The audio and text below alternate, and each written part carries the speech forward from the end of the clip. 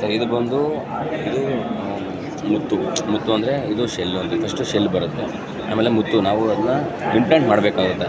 ನಾವು ಟ್ರೈನಿಂಗ್ ಕೊಟ್ಬಿಟ್ಟು ಇಂಪ್ಲಾಂಟ್ ಮಾಡ್ತೀವಿ. ಇಂಪ್ಲಾಂಟ್ ಮಾಡಿದ್ಮೇಲೆ ಒಂದು ವರ್ಷದವರೆಗೂ ಕಾಯಬೇಕಾಗುತ್ತೆ. ಒಂದು ವರ್ಷದ ನಂತರ ತೆಗಿಬೇಕು. ಒಂದು ವರ್ಷಕ್ಕೆ ಬೆಳೆ. ಬೆಳೆ ಸೇಮ್ ಫಿಶರಿ ಆ ಥರನ ಅದು ಒಂದು ಭಾಗ. ಇದು ಮಾಡ್ಬೋದು. ಫಿಶರಿ ಜೊತೆಗೆ ಇದನ್ನು ಮಾಡ್ಬೋದು. ಇದೇನಿದೆ ಇವಾಗ ಇದು ಒಂದು ವರ್ಷದ್ದು, ಇದೇನಿದೆ ಇದೆಲ್ಲ ಒಂದು ವರ್ಷ. ಇದನ್ನು ನಾವೇ ಇಂಪ್ಲಾಂಟ್ ಮಾಡಿರೋದು. ಆಮೇಲೆ ಅದಾದಮೇಲೆ ಈ ಥರ ಒಂದು ಬಿಸ್ನೆಸ್ ಪರ್ಪಸ್ ಈ ಥರನೂ ಮಾಡ್ಬೋದು. ಈ ಥರ ಡೈ ಗಣೇಶ ಮತ್ತು ಇನ್ಸೀಲು ಇಲ್ಲಿ ನೋಡಿ, ಇದು ಇನ್ಸೀಲು ಇದು ಎಲ್ಲ ಆರ್ಟಿಫಿಷಿಯಲು. ಒಳಗಡೆ ಇರೋದು ಮಾತ್ರ ಇದು ಬರಲ್ಲ, ನಾವೇ ಮಾಡಿರೋದು. ಮುತ್ತಿಗೆ ಯಾವುದೇ ಥರ ಆಕಾರ ಬರಲ್ಲ. ಈಗ ನಾವು ರೈತರು ಬೆಳಿತೀವಿ.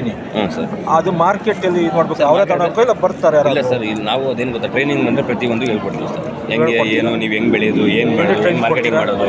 ಸರ್ 3 ದಿನ ಟ್ರೈನಿಂಗ್ ಇರುತ್ತೆ ಸರ್. GK ವೀಕಲ್ಲಿ 3 ದಿನ. ಎವ್ರಿ ಮಂತಲ್ಲಿ ನಾವು ಫಸ್ಟ್ ವೀಕ್ ಅಥವಾ ಸೆಕೆಂಡ್ ವೀಕ್ ಮಾಡ್ತೀವಿ. 5,000 ಫೀಸ್ ಇರುತ್ತೆ. ಆಮೇಲೆ ವಿತ್ ಸರ್ಟಿಫಿಕೇಟ್ ಕೊಡ್ತೀವಿ. ಒನ್ ಟೈಮ್ ಊಟ ಕೊಡ್ತೀವಿ. ಯಾರು ಬೇಕಾದ್ರೂ ಬರ್ಬೋದು. 10th ಆಗಿರೋರು ಯಾರು ಬೇಕು, ಓದೋಕ್ಕೆ ಬರೋರು ಯಾರು ಬೇಕಾದ್ರೂ ಬರ್ಬೋದು. ಆ ಟ್ರೈನಿಂಗ್ನ ಅವರು ಸದುಪಯೋಗ ಪಡಿಸ್ಕೊಬೋದು. ಈಗ ನಾವು ಟ್ರೈನಿಂಗ್ ಬೇಕು ಅಂತೀವಿ, ಯಾರನ್ನ ಕಾಂಟ್ಯಾಕ್ಟ್ ಮಾಡಬೇಕು? ನಾವೇ ನಂಬರ್ ಕೊಡ್ತೀವಿ ಸರ್. ನಾವೇ ನಂಬರ್ ಕೊಡ್ತೀವಿ. ಫೋನ್ ನಂಬರ್ ಇದೆಯಾ? ಫೋನ್ ನಂಬರ್ ಕೊಡ್ತೀವಿ. ಆಫೀಸ್ ಅಡ್ರೆಸ್ ಕೊಡ್ತೀವಿ. ಇದಕ್ಕೆ ಫೋನ್ ಮಾಡ್ಕೊಂಡು ಬರ್ಬೋದು ಸರ್. ಎನಿ ಟೈಮ್ ನಮ್ಮ ಸ್ಟೂಡೆಂಟ್ ಆಗಿರ್ಬೋದು, ಬೇರೆಯವರಾಗಿರ್ಬೋದು, ನಾವು ಯಾರಿಗೂ ಭೇದ ಮಾಡಲ್ಲ. ಯಾವಾಗ ಬೇಕಾದ್ರೂ ಬರ್ಬೋದು, ಹೋಗ್ಬೋದು. ಇಲ್ಲ ನೀವು ಟ್ರೈನಿಂಗ್ ಮಾಡಲೇಬೇಕು ಅಂತ ಹೇಳಲ್ಲ. ತಿಳುವಳಿಕೆಗೆ ಏನು ನಾವೇನು ಇದು ಮಾಡಲ್ಲ ಸರ್. ಯಾವಾಗ ಬೇಕಾದ್ರೂ ಬಂದು ತಿಳ್ಕೊಂಡು ಹೋಗ್ಬೋದು. ನಮ್ಮದೇ ಫಾರಮ್ GK ವೀಕಲ್ಲಿದೆ, ಯಾವ ಥರ ಮಾಡೋದು ಅಂತ ಅಲ್ಲಿ ಹೇಳ್ಕೊಡ್ತೀವಿ. ಇರೋಕ್ಕೂ ಜಾಗ ಕೊಡ್ತೀರಾ? ಸರ್ ಇರೋಕ್ಕೆ ಜಾಗ ಕೊಡಲ್ಲ ಸರ್, ಅವ್ರು ಪೇ ಮಾಡ್ಕೊಬೇಕು. ಬೇಕಾದ್ರೆ ಗೆಸ್ಟ್ ಹೌಸ್ ಕೊಡಿಸ್ತೀವಿ. ಇದು ಮೀನು ಸಾಕಾಣಿಕೆ ಇದೆ ಸರ್. ಮೀನು ಸಾಕಾಣಿಕೆ ಜೂನ್ 4, 5, 6 ಇದೆ. ಅದಕ್ಕೆ 3,350 ರೂಪಾಯಿ ಫೀಸ್ ಇದೆ. ಅದಕ್ಕೆ ಸರ್ಟಿಫಿಕೇಟ್ ಇದೇನಿದೆ ಸೇಮ್ ಅದೇ. ಅದಕ್ಕೆ 3,500 ಸರ್.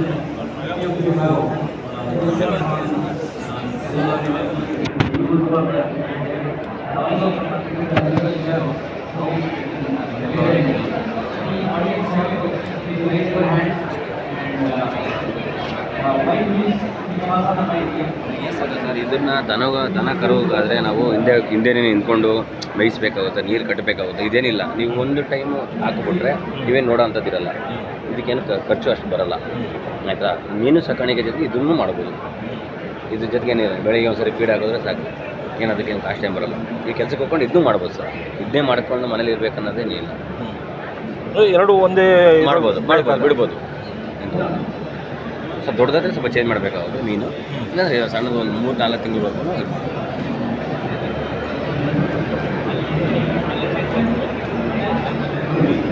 Thank you sir.